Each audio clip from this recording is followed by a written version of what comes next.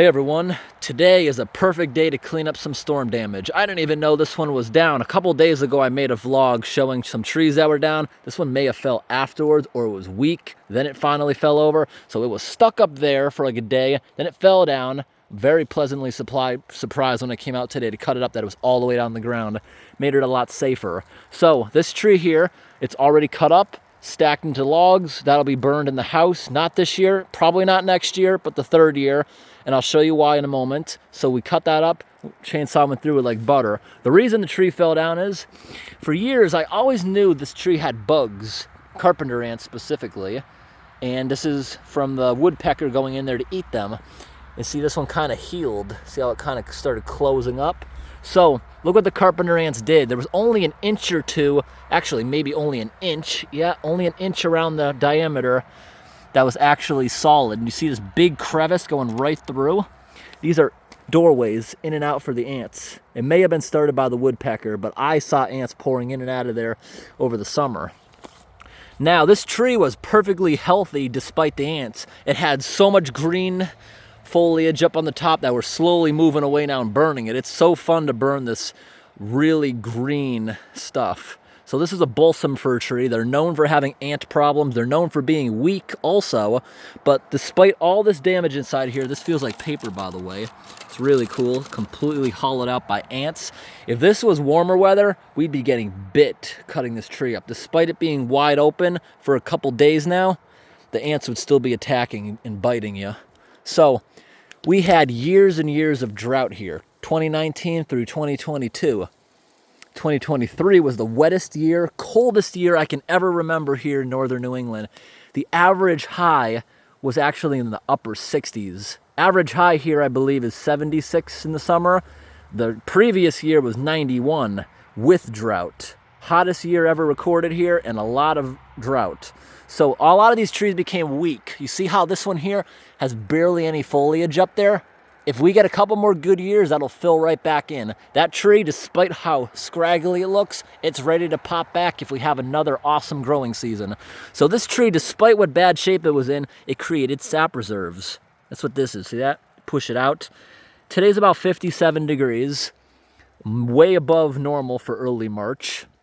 The ground is still frozen. The snow all melted in the past couple days. Ground still being frozen is awesome. We can bring the wagon in and out without worrying about mud. Now this living tree, a few of the bubbles got popped at some point, but it has bubbles all over it, meaning it's super healthy. If we do have a little bit of a drought this year, it'll absorb all these bubbles of sap to keep itself alive.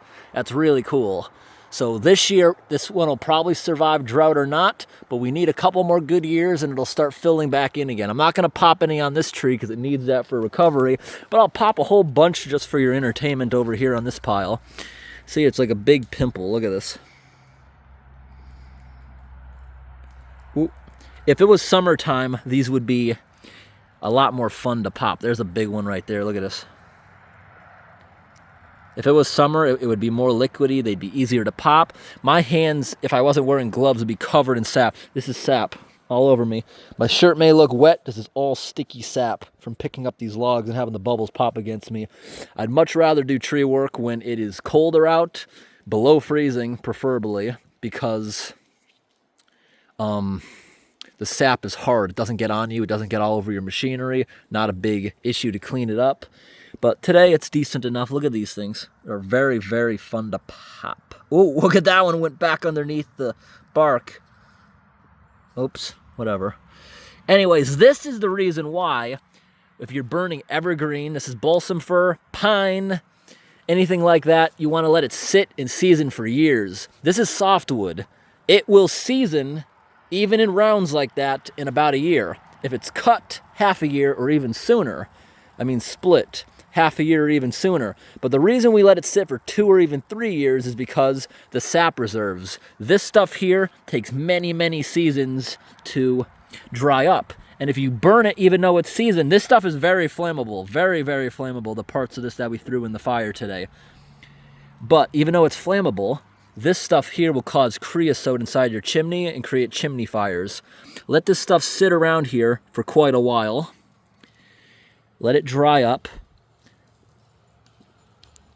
Like, these bumps will still be here in a few years, but you try to pop them, it's hardened. The moisture is what causes chimney fires.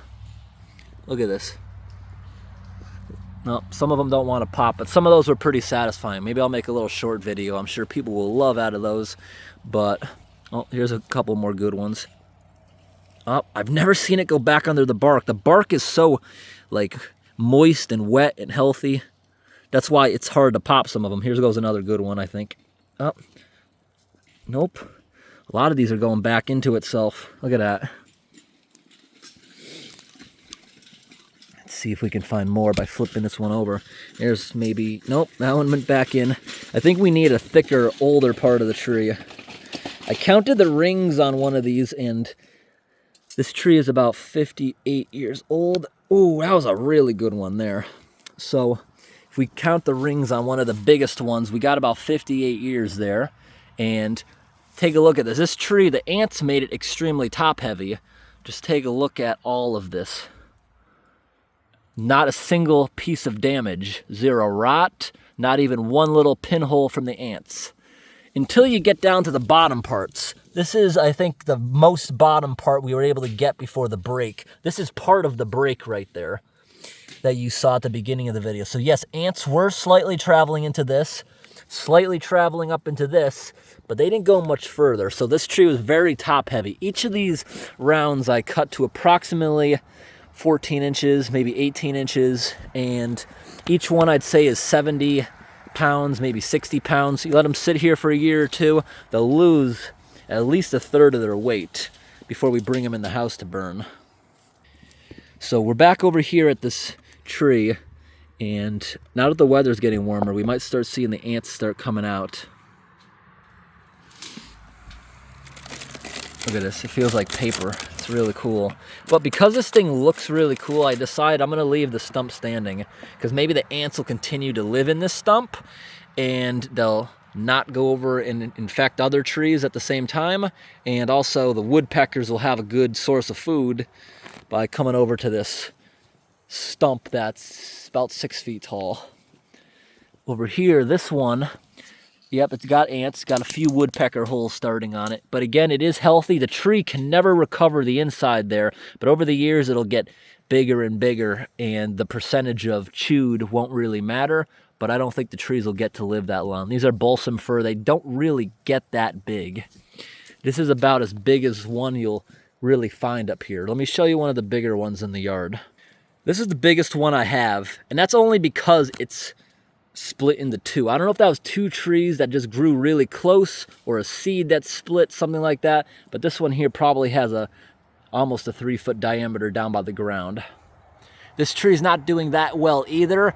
It's a mixture of the ants and drought and heat, but a couple good years it could fill back in. Unless we get a couple more years of drought, then it's gonna die. Take a look at how the moss is starting to creep over this part of the log pile. I left the bottom of this log pile because it's just so rotten. It's not really good to burn in the house. This is aspen. It sucks stuff up like a sponge. Look at that. I kick it and it splashes at me. It's because this stuff, I cut it about 3 years ago. It's not a hardwood, it's also a softwood. It's not very good for heating your house, just like the evergreen I'm burning. It's only got half the BTU value. I only burn evergreen because I have a ton of it. I mix it in with good hardwood that I actually buy now. Because evergreen by itself, you have to load the stove all the time, doesn't produce as much heat. Same with this stuff. But this stuff here, pine doesn't absorb like a sponge after it's already seasoned. This stuff is junk, so I'm just leaving it here. Maybe something will want to live in it.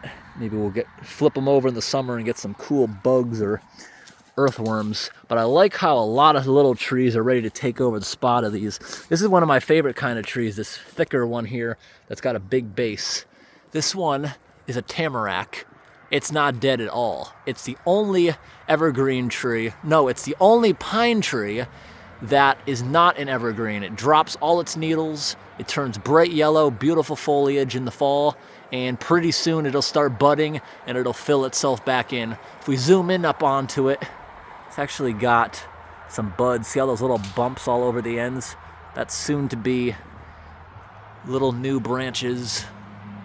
So everyone, this tree right here, it was sitting up there. It broke the top of it off. The top is actually slanted right there.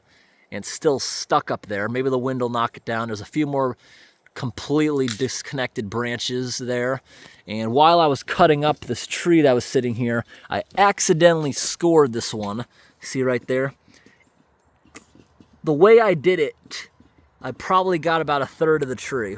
What do you guys think? Is that going to recover? That's definitely not going to kill the tree.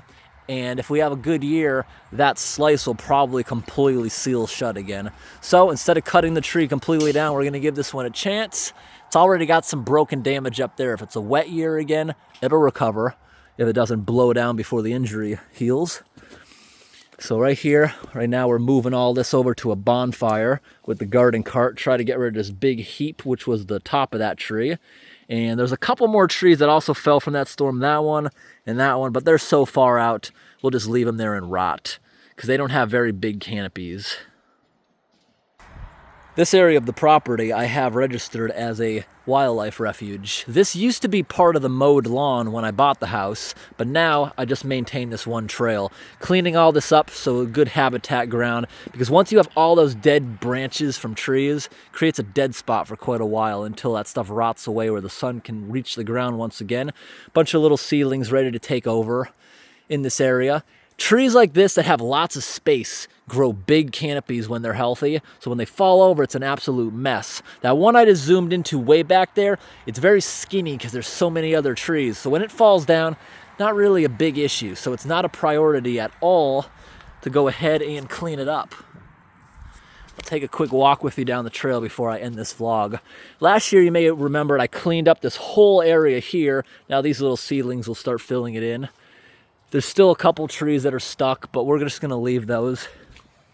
So these logs here, we are going to leave for about a year. As soon as the sun goes down, we're going to stop this project, stop burning. It's mostly branches. The bonfire will go out within an hour or two because it's such small things. I think from this pile, this one was naturally split by nature. We're going to haul back maybe half of this pile, and we're going to split each log probably into 12 or 20 pieces. We're going to make really fine kindling and put it inside milk crates for next year inside the house. And whatever else of the pile we don't make into kindling, we'll just split in half or thirds so it can be burned in the house. The rest of this, we'll haul it back maybe after mud season, because right now, the ground is still frozen. For a day or two, we can use a lot of wagons and carts, but this warm weather is going to quickly make it so we cannot be bringing the wagon out here at all. It'll sink with these heavy loads. But right now, the ground is nice and frozen. So this tree fell over. I'm glad it fell over. It already had a giant fracture on it from a different storm. The biggest tree on the property, unfortunately, fell down a couple years back. And now I only have one healthy white pine. This one, the top's gone. So maybe it'll recover. If it last year was so rainy that's why that tree didn't die. It's starting to grow new branches up there. This one also fell down, very small, barely anything on the top of it. Take a look at all this ice. Yep, there's trickling water here. Because what happened was the little trickling stream froze. We had a quick thaw, went over that, froze again, over that, froze again, kept happening. It filled in the whole ditch where the stream is actually supposed to be. So that's why it's flooding way off to the sides. And you see there's corn. I sprinkle corn down every single trail, way out into the woods, because I'm trying to encourage the wild turkeys to come into my yard. Because any year that the wild turkeys don't come into the yard, it's a disaster with ticks. One year, there was so many ticks, you'd have dozens crawling up. That's one good reason to wear these boots. It stops the ticks. But if I'm wearing regular sneakers, we'll have dozens of them crawling up from walking through the yard on certain years. Turkeys spend a day or two in the yard, they're gone. So this goes deep into the woods, maybe half a mile in a bunch of different directions, hoping to get the wild turkeys' attention, get them out here. In a couple of days, the stream bed should thaw enough where all this water's back in here. Sometimes tree frogs lay tadpoles and stuff in here. We try to scoop up the egg masses and throw them in there, because eventually this does dry up and any tadpoles or eggs left behind would die. Ooh. Oh, the ice is starting to get compromised, so maybe we'll get that little trench where it's supposed to be going again. But look at that, nice and slippery. Woo! Nice. Now you see these right here, these are actually tire marks from back in the day, the log skid coming in here. This entire forest here, this actually used to be a logging camp. That's why I have abandoned wells on the property. This was planted by the logging company with the intention of cutting it down again for pulpwood. Right there, that's a big blowdown we had last year. That's a bunch of firewood we'll eventually get back. But like I said, I let it sit 2 or 3 seasons before we even touch it. That's going on the 2nd season. So I love all this ice here, but there is a little stream bed right in the middle. Once it thaws, this will stop flowing so wide once the trench is opened up again. But yeah, the logging company was going to cut this stuff down again. They wait about 50 years, and it's about 50 years. This is about the size of a tree they would cut down again for pulp. But the logging company decided to sell it to whoever originally built my house. And now this stuff will never be cut down again because it's registered as a wildlife refuge. The only thing I do is I come out here and I remove trees that fall over for firewood. Because if the woods is a big mess, animals won't walk through it. But the animals love walking on these trails. We put down food like that all the time. But now that the weather's starting to get warm, the first time we see a bear, no more food like this goes out. Cannot legally attract bears, but other things like deer, it's okay to attract those. Have to fix this railing at some point. It's been like that a while. But I hope this little vlog was interesting, everyone. Thanks for watching, and have a great day.